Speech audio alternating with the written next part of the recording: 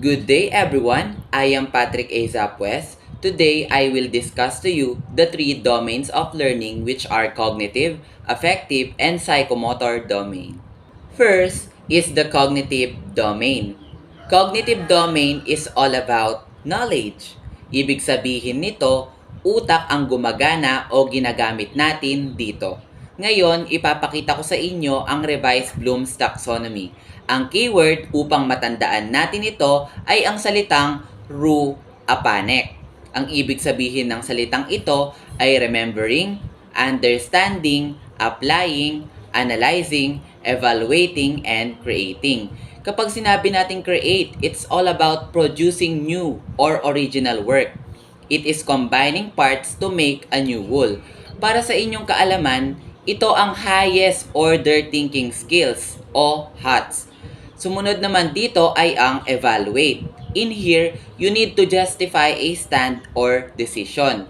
Ipinapakita rin dito ang pag-judge sa value of information or ideas. Ikatlo ay ang analyze.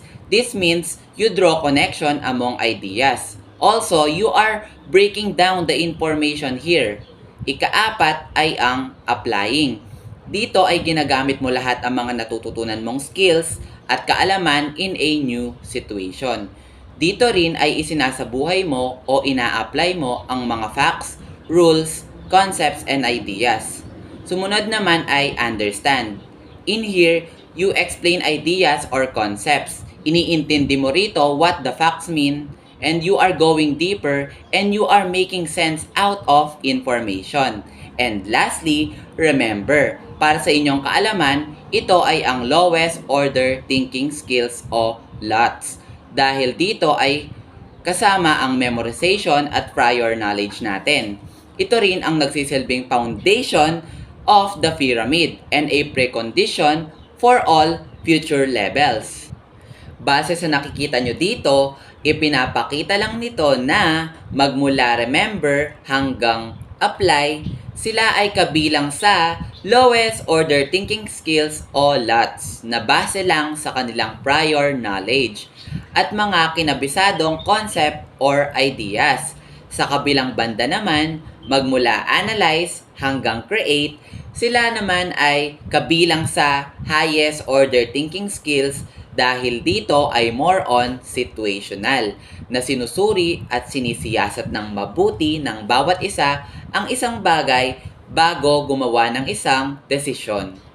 Ngayon naman, narito ang paglalarawan sa mga kabilang sa affective domain, wherein in here it touches our hearts, emotions, and attitude as well. Una ay ang characterizing. This is the highest order thinking skill. Ito ay ang pagpapakita ng mga itinuturo na mga halaga.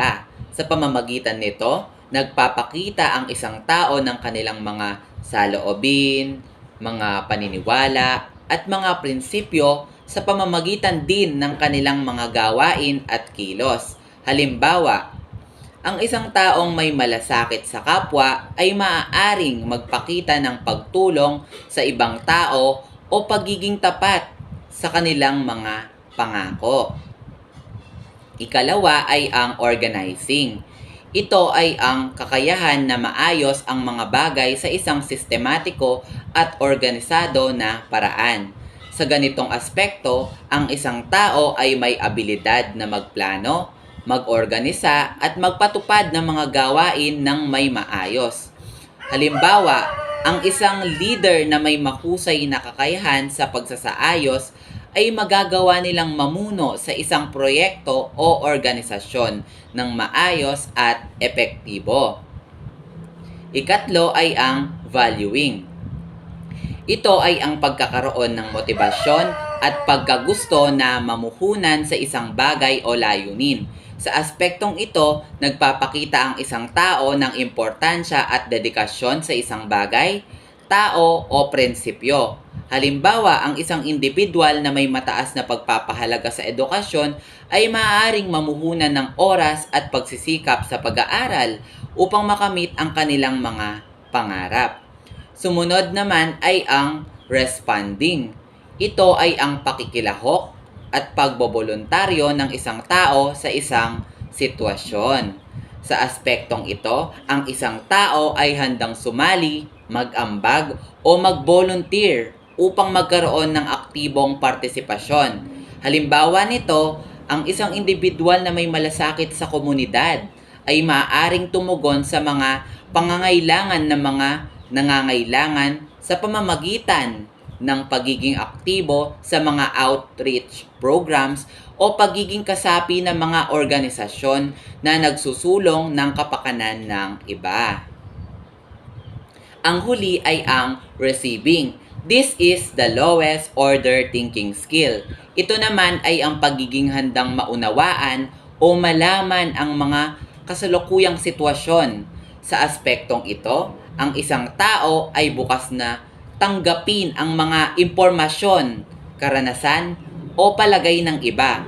Halimbawa, ang isang individual na may kakayahang magpahalaga sa pananaw ng iba ay maaaring makinig at magbukas ng isipan upang maunawaan ang iba't ibang perspektiba o kultura. Now, let's proceed to psychomotor domain, in which it talks about the skills. Dito ay kinakailangang gumagalaw ang isang mag-aaral upang gawin ang isang bagay. Here are the under psychomotor domains. First is organization. It's like creating a new blueprint for a specific situation or task. You come up with a plan or pattern to effectively handle the situation. Second is adaptation. This is about adjusting or modifying your existing skill set to meet a problem or challenge. You use your abilities in different ways to find solutions. Third is complete overt response. When a skill becomes so automatic that you can perform it without even thinking about it, that's a complete overt response. It's like a second nature to you. Fourth is mechanism. This stage is all about performing acts with increasing efficiency, confidence, and proficiency. You became more skilled and confident as you practice and gain experience.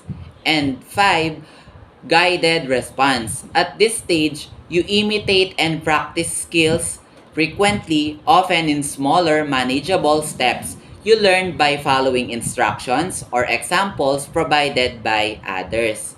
6, set. Being mentally, emotionally, and physically ready is to act is what set means. It's like having the right mindset and preparedness to engage in an activity. And the last one, perception. It involves using your senses to pick up on cues that guide your motor activity. You observe and interpret sensory information to determine how to move or respond. So, these explanations highlight the progressive stages of development in the psychomotor domain, from organizing and adapting skills to performing them automatically and efficiently. Remember that. So now, here are the guide in creating an instructional objectives. First, be smart.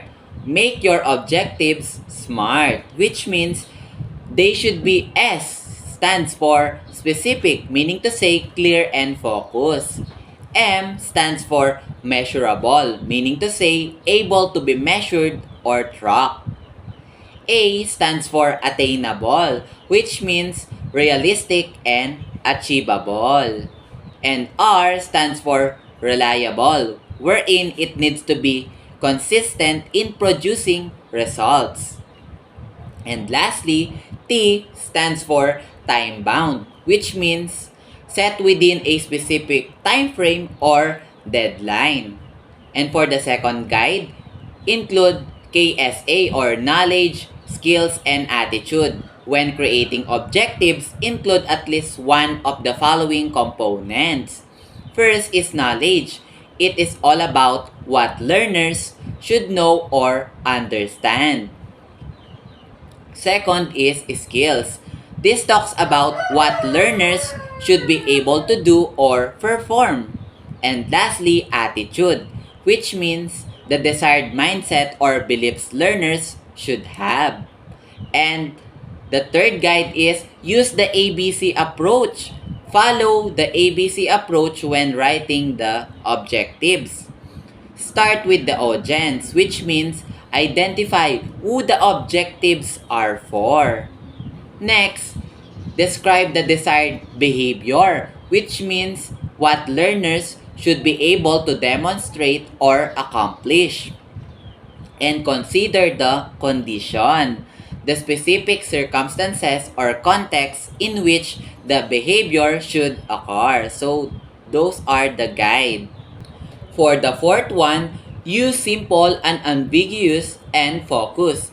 Your objective should be straightforward and easy to understand. They should provide clear guidance for learning and leave no room for confusion. Keep them concise and focus on specific learning outcomes you want to achieve. And the last one is avoid certain verbs. When writing objectives, try to avoid using verbs like know, think, appreciate, learn, comprehend, remember, perceive, understand, be aware of, be familiar with, and have knowledge of because they are general. These verbs are considered vague and difficult to measure. Instead, use action verbs that describe observable and measurable behavior such as solve, demonstrate, analyze, create, apply, evaluate, and so on. Remember that. For the last part of this report, let's proceed to lesson planning. Here are the following things needed when you are planning your lesson.